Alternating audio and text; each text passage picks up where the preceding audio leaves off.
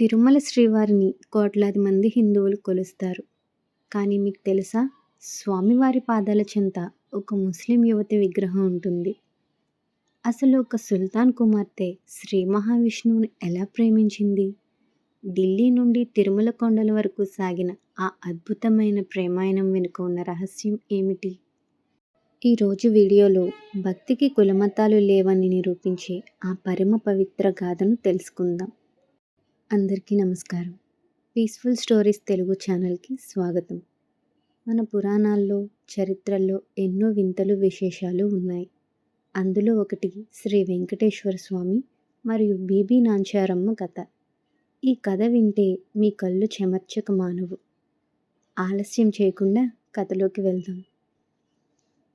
ఒకప్పుడు ఢిల్లీ సుల్తాన్లు దక్షిణ దేశంపై దండయాత్ర చేసినప్పుడు శ్రీరంగం నుండి శ్రీ మహావిష్ణువు విగ్రహాన్ని అంటే శ్రీరంగనాథుణ్ణి ఢిల్లీకి తీసుకువెళ్తారు.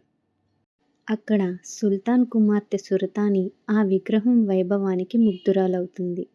దాన్ని ఒక బొమ్మలా కాకుండా ప్రాణప్రదంగా ప్రేమిస్తుంది. నిత్యం ఆ విగ్రహానికే పూజలు చేస్తూ తన జీవితాన్ని స్వామికి అంకితం చేస్తుంది. భక్తుల కోరిక మేరకు రామానుజాచార్యులు ఢిల్లీకి వెళ్ళి సుల్తాన్ను ఒప్పించి విగ్రహాన్ని తిరిగి తెస్తారు. కానీ స్వామి విరహంతో సురతాని తట్టుకోలేకపోతుంది. ఆమె కాలినడక తిరుమల క్షేత్రానికి చేరుకుంటుంది. స్వామివారి దివ్యమంగళ స్వరూపాన్ని చూస్తూ భక్తి పారవశ్యంలో సాక్షాత్తు ఆ వెంకటేశ్వరంలోనే ఐక్యమైపోతుంది. భక్తురాలి ప్రేమను మెచ్చిన శ్రీవారు ఆమెను తన పాదాల చెంతే ఉంచుకున్నారు. అందుకే నేటికీ శ్రీవారికి పెట్టే నైవేద్యాల్లో రోటీలు కూడా ఉంటాయి. ఈ అద్భుతమైన కథ మీకు నచ్చినట్లయితే వెంటనే ఈ వీడియోని లైక్ చేయండి. మరిన్ని ఇలాంటి భక్తి విశేషాల కోసం మన పీస్ఫుల్ స్టోరీస్ తెలుగు ఛానల్ని సబ్స్క్రైబ్ చేసుకోండి.